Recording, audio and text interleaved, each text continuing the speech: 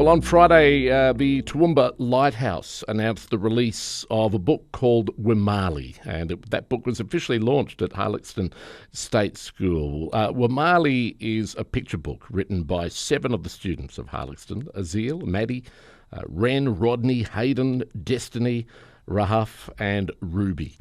And with support and guidance of the Child Rights Fund and a great financial hand from the FKG Group. 1,000 copies of this book have been printed, and that means they can be distributed for free. But it's an amazing book. It explores the ideas of place, of connection, and finding your voice just in time to make a difference. Wiimali is a story about a young boy who likes travelling the country in Toowoomba, and every day he wakes up and he goes to Tabletop Mountain and he feeds his animal friends, and one day a bushfire starts from a bolt of lightning and he has to use his voice to find out how to get out of this situation. It goes right back to, for me, a paper that I read in nearly 20 years ago, Towards a Better Future for Children, and it's by NAPCAN, the National Association for the Prevention of Child Abuse and Neglect. And a community that listens to its children protects its children. Boom. Simple as that. It's as simple as that. For the first time, it's 2005. It was evidence-based. If you listen to your children, you protect your children. Simple. So that became the MO, if you like, for the Child Rights Fund, for why we did the book, because it's a way of amplifying it. In primary school, children think that authors are rock stars. They think that that's pretty amazing. It's also something that schools push on the children, is literacy skills, that the community expects that of them. So to use that medium to then communicate and amplify their voice, that's just the exciting thing. Tell me how you came up with the character of Wiimali and the storyline. So everybody was discussing what the book should be about and if it should be a certain character, and then we had Ruby draw the character and we decided that that would be the character for the book. What did you find the most interesting part of writing this book? The most interesting part I found was probably the clapsticks of the elders. Like, that's my favourite part of the book, because it's resembling Indigenous culture into the book.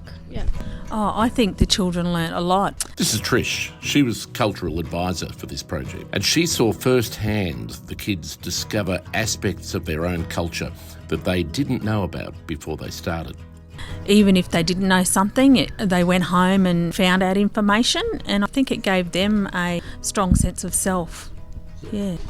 I did learn a couple of things, like all of our totems. Was it the scorpion for you, Hayden? Goanna. Yeah. And I also figured out my totem, the red kangaroo, which gladly all of totems get resembled in this book. And how did you find out that your totem was the red kangaroo? I went to my elders and, well, it was kind of difficult, but it was possible to ask. Yeah.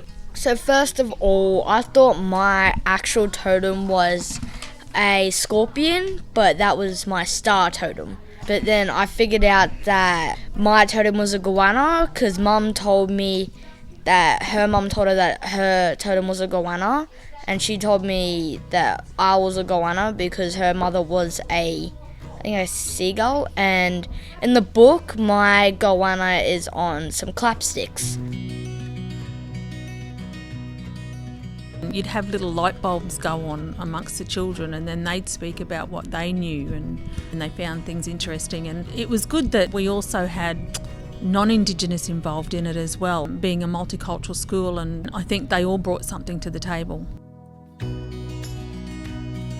Azil was a little boy who grew up in St George, but he's from the Wonkamara tribe, but he also has association to the Gamilaroi tribe, and he was obsessed with drawing the echidna. And I'm also connected to Gamilaroi through my great-grandfather, so I was going through languages because we were thinking for a title for the book. So going through, and when the children had discussed they wanted it to be about a fire, and so we found Wiimali, and just the little things that he would say, oh, that sounds great, and I think it was a sense of pride knowing that it was coming from a part of his language. What was it like, though, when you saw the book for the first time and opened it up and saw the illustrations and read the story that all of you had collectively come up with? What did you think? I was mind blown. It was amazing. Like one of the best books I saw. My family were very proud and they thought that the time was worth it that we put into it, and they liked how we all weren't really fidgety on the stage when we were talking. You behaved yourself. Yeah.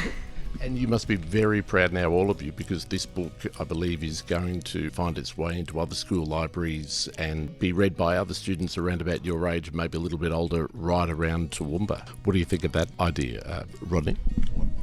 I think that is an amazing idea to have, because it gives everyone an opportunity to have a read of the book. And now you are a published author. That is true, yes.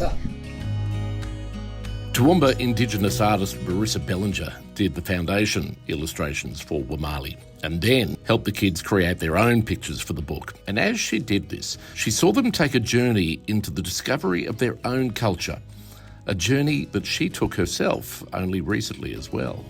I didn't grow up with culture, and it's been an interesting little while for me in that regard, but it's just become important.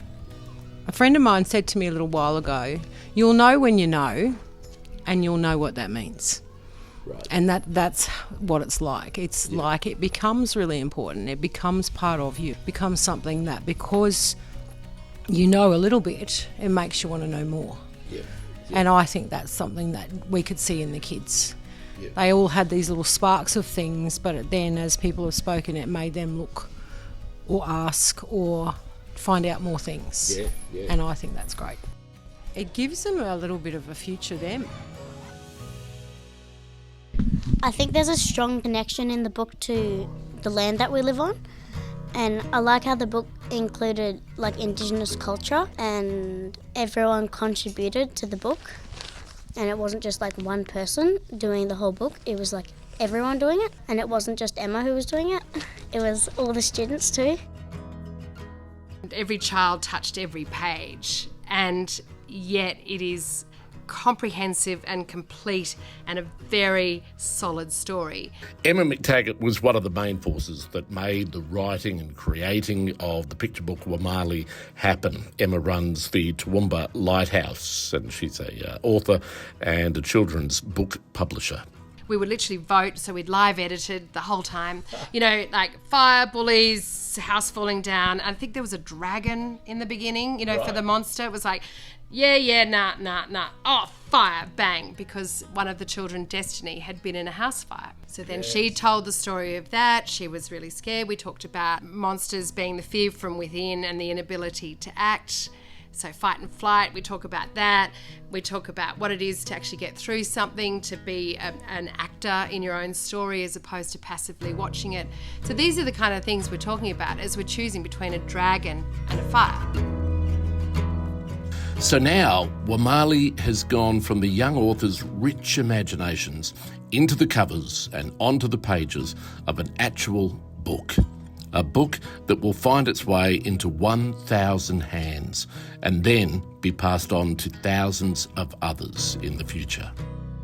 The one thing that I love about this version of publishing is that we don't have to be subjected to the vagaries of the commercial market. So because of the generosity of the donors, in this particular case FKG Group, that it means that what they've actually done is allowed for 1,000 copies to be printed, which means we can distribute them for free. And that takes away all the yucky bits about being a publisher, which is languishing with books and, looking needy and, looking for sales and things like that. That's right. So that means that we can put our entire energy into the children.